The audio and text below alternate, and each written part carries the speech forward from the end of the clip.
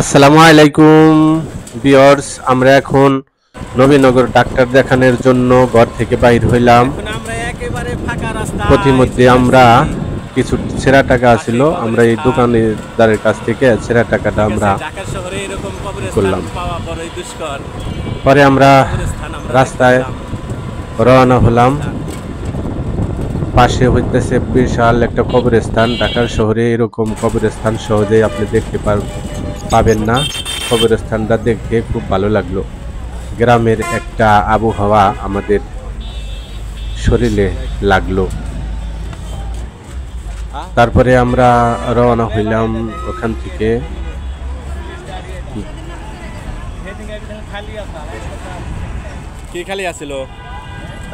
রিক্সা আমাদের ধীরগতিতে চলতে লাগলো। সামনে খুবই যানজট। এখন আমরা রাস্তার ওপারে যায়া সেনা মার্কেটের গাড়ি ঠিক করার জন্য একটা রিক্সার সাথে আমরা কথা বলতেছি। কাছাকাছি আমরা চলে এসে নামলাম।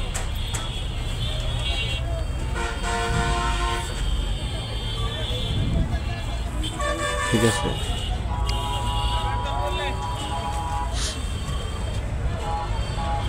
আমরা অতি দ্রুতই সেনা মার্কেটের কাছাকাছি পৌঁছালাম।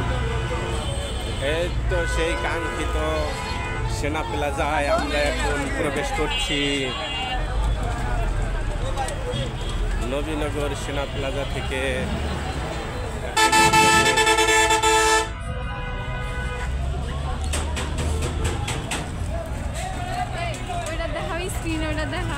কিছুক্ষণের মধ্যেই আমরা সেনা মার্কেটের ভিতরে, মানে মূল যে ফটক, এই ফটক থেকে আমরা ভিতরে এই মুহূর্তে আমরা প্রবেশ করলাম। ভিতরে প্রবেশ করার পথেই ঠিক আছে বিশাল একটা বিল্ডিং সেনা মার্কেটের। দেখেন কি সুন্দর সৌন্দর্য।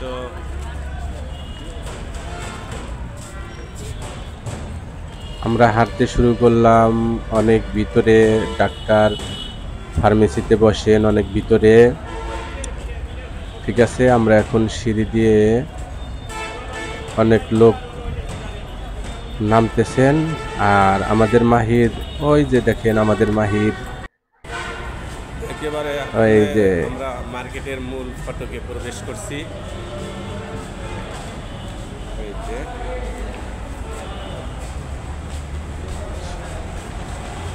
মার্কেট এত বিশাল যে মার্কেটের ভিতরে ঢুকতে আমাদের অনেকক্ষণ সময় লেগে গেল। এই যে আমরা এখন মার্কেটের সিঁড়ির উপরে, আমরা মার্কেটের ভিতরে প্রবেশ করতেছি। দেখেন কত সুন্দর দোকান।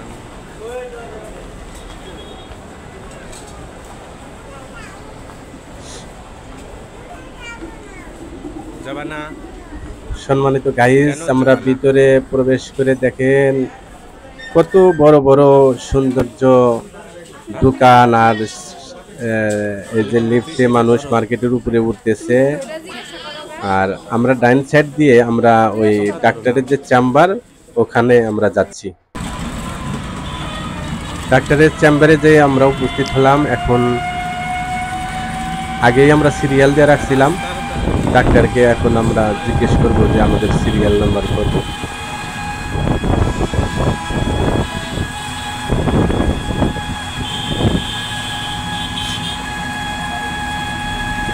এখন আমরা মনে ডাক্তার দেখান শেষ। ডাক্তার দেখানোর পরে আমরা এখন পল্লী বিদ্যুৎ ফুড ভিলেজে ওখানে ইফতার করব। ওখানের উদ্দেশ্যে আমরা রওনা হলাম। আসলাম এখন। সাইডে কি সুন্দর গাছপালা, কত সুন্দর আর পরিষ্কার রাস্তা। ঠিক আছে, আর মাহে রমজানের সময় রাস্তাঘাটে একবারে কিনপতন নীরবতা। আমরা ইতিমধ্যেই আমরা পল্লী বিদ্যুতে এসে পৌঁছালাম। নাম্বার না আরেক রিক্সায় উঠবো, আরেক রিক্সায় উঠবো আমরা। আসো। না চালু করছি। হ্যাঁ, ভাড়া দিলাম সেনা মার্কেটের থেকে 40 টাকা ভাড়া রিক্সায়। ওনাকে আমরা 40 টাকা ভাড়া দিয়ে রিক্সা থেকে নেমে আসো আমরা চলে এসেছি আবার ভিডিও অঞ্চল মতো চালু করবো। পল্লী বিদ্যুৎ ঈদগার মাঠে, যেখানে মনে করেন ফুড ভিলেজ, ওখানে আমরা যাত্রা শুরু করলাম।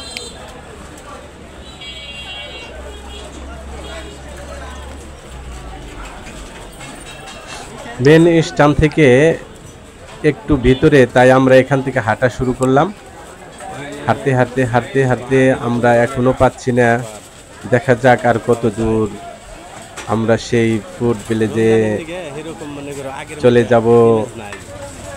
আগে যেরকম একবারে এই যে আমরা ফুড ভিলেজের ভিতরে প্রবেশ করলাম। সাইডে দেখেন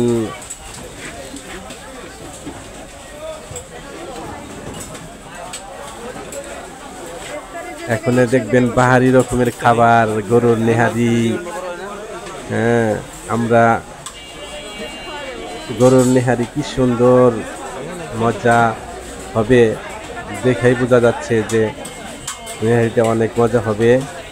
পরে আমরা আরো ভিতরে প্রবেশ করলাম।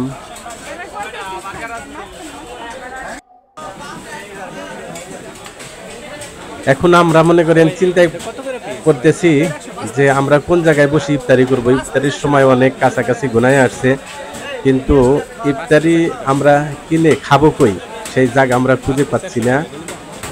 দেখেন এই যে খাবার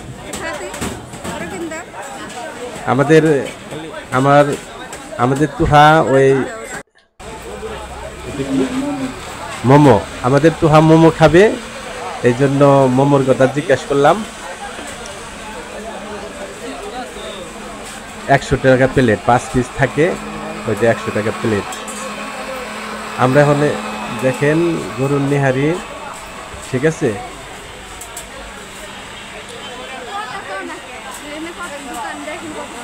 আমরা এতটাই উদ্গ্রীব যে আমরা মাগরিবের সময়, ইফতারের সময় অতি সঙ্গীর নিকটে বিদায় আমরা ইফতার পরিবেশন করার জন্য একটা জায়গা খুঁজতেছি। ফুচকা খাবে এদিকে রমজান উপলক্ষে এই ফুড ভিলেজে অনেক দোকানপাট